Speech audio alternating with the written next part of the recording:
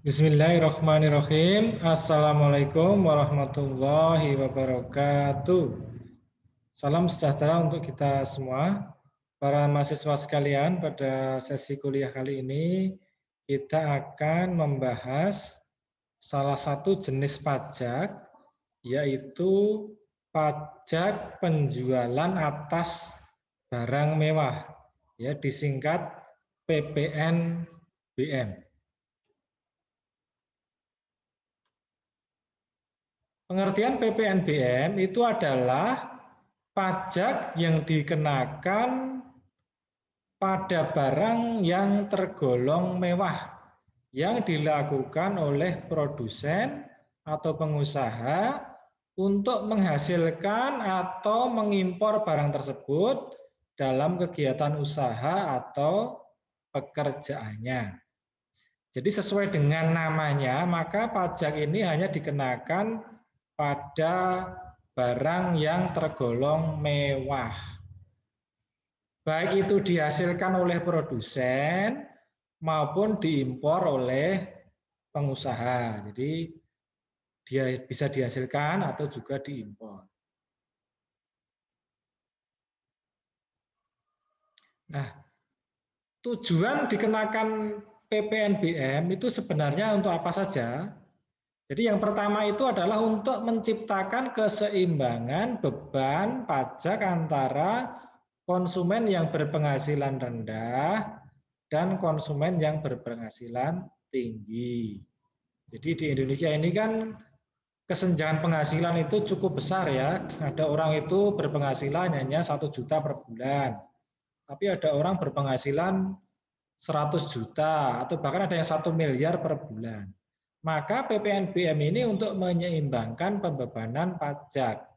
Jadi kalau orang berpenghasilan rendah, maka pajaknya hanya rendah. Kalau orang berpenghasilan tinggi, maka dia membeli produk mewah atau barang mewah, maka dia juga dikenakan pajak yang tinggi atau pajak tambahan, yaitu pajak penjualan atas barang mewah.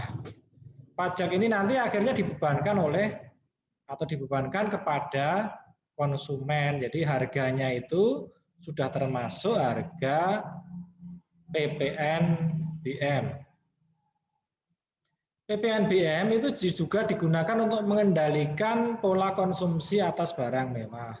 Jadi barang mewah itu agar tidak berseliweran di tengah jalan. Tujuannya apa? Ya untuk mengurangi kesenjangan sosial.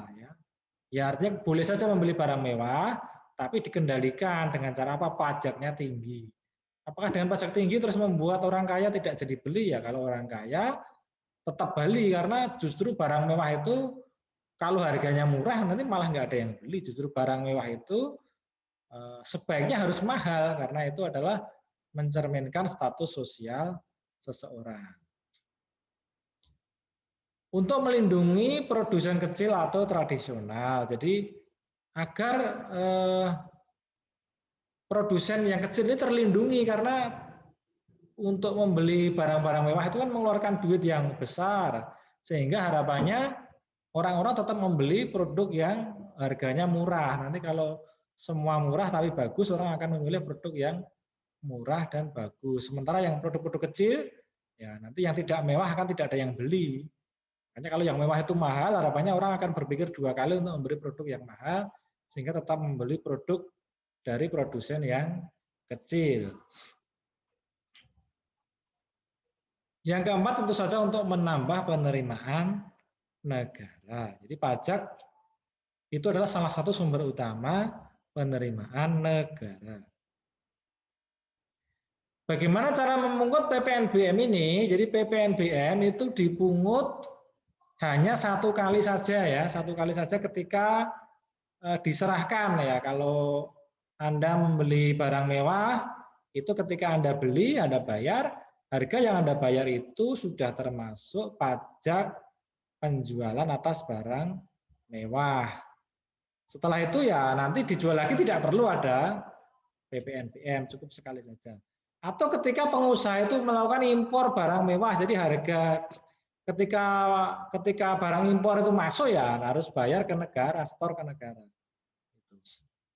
sesuai dengan tarif yang telah ditentukan. Nah, yang dimaksud barang mewah itu apa? Jadi tidak disebutkan secara jelas, tapi barang mewah itu adalah barang-barang yang bukan merupakan kebutuhan pokok. Sembako ya, sembako jelas bukan barang mewah karena dia ya kebutuhan makan, kebutuhan dasar itu bukan barang mewah ya. Dari beras, mie instan, minyak goreng, susu itu jelas bukan barang mewah karena dia adalah kebutuhan pokok. Barang yang hanya dikonsumsi oleh masyarakat tertentu. Nah, tentu barang-barang yang dia itu tidak semua orang itu mengkonsumsi gitu ya. Barang-barang mewah kan tidak semua orang mengkonsumsi. Hanya dikonsumsi oleh orang-orang tertentu saja. Siapa itu ya? Tentunya hanya orang-orang yang punya berpenghasilan tinggi ya. Orang-orang miskin tentu nggak perlu membeli kapal pesiar ya, untuk apa? Orang miskin bisa makan aja sudah beruntung ya. Tapi orang berpenghasilan tinggi dia membeli kapal pesiar, membeli pesawat pribadi atau jet pribadi, membeli mobil sport ya, supercar gitu. Atau barang-barang itu yang dikonsumsi ya untuk menunjukkan status sosial ya. Ya, dengan menaiki mobil mewah, status sosialnya akan terangkat ya.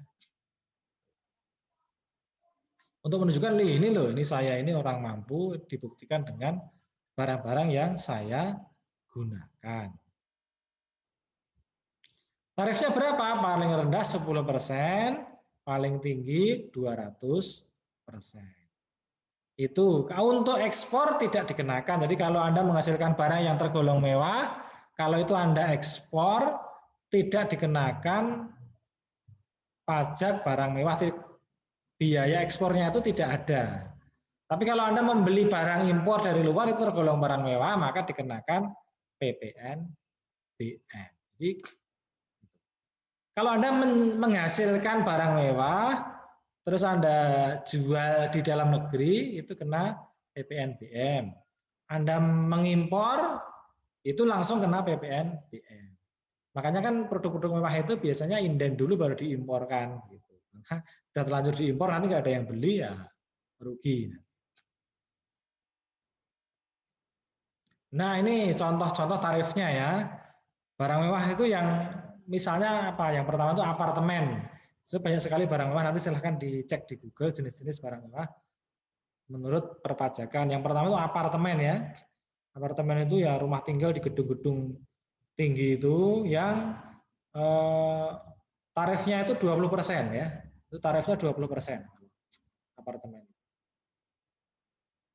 Ada juga pesawat pribadi ya, jet-jet pribadi para pengusaha, para artis ya. Para pemain sepak bola itu mempunyai pesawat pribadi. Itu pajaknya 40% dari harganya. Ada yang lebih kaya lagi, dia punya kapal pesiar ya. Ini pajaknya 75%. Yang paling tinggi itu pajaknya supercar ya, atau sport car, itu pajaknya 125%. Jadi dua kali lipat, lebih dari 2 kali lipat harga aslinya. Jadi kalau mobil-mobil mewah itu mungkin di luar negeri harganya hanya 4 miliar, kalau di Indonesia bisa mencapai 9 miliar atau 12 miliar. Jadi itu. Ya apartemen mungkin paling murah karena apartemen mungkin dia tempat tinggal, jadi dia masih dianggap kebutuhan ya agak dasar lah tempat tinggal. Jet mungkin karena dalam beberapa kasus pesawat jet itu diperlukan ya untuk penerbangan lintas pulau, kan tidak mungkin orang naik darat kan tidak bisa itu. Jadi pesawat itu termasuk kebutuhan yang penting ya, pesawat itu. Untuk beberapa kalangan jadi tarifnya ya 40% ya. Kapal pesiar ya dianggap tidak begitu penting, maka tarifnya tinggi ya. Untuk apa kapal pesiar, kapal biasa saja ada. Yang paling tinggi mobil sport ya, ini lebih tinggi lagi ya. Ini pasti hanya untuk gaya hidup ini. Karena kalau untuk fungsional ya untuk apa? Ya enggak perlulah mobil kayak gini kalau untungnya fungsional untuk kerja pakai kayak gitu untuk apa? Untuk kapal pesiar juga untuk apa? Kalau untuk bepergian ya paling-paling ya itu bisa naik kapal yang biasa. Nah, kalau jet itu kadang-kadang perlu ya. Gitu. Karena untuk kepentingan bisnis, untuk kepentingan ekonomi, dia bisa menggerakkan ekonomi. Nah, jadi tarifnya sesuai dengan tingkat apa ya, tingkat utility-nya atau penggunaannya. Baik, saya kira itu saja penjelasan sekilas tentang PPNBM. Sampai ketemu lagi pada sesi selanjutnya. Jangan lupa subscribe, like, and share video ini. Terima kasih. Wassalamualaikum warahmatullahi wabarakatuh.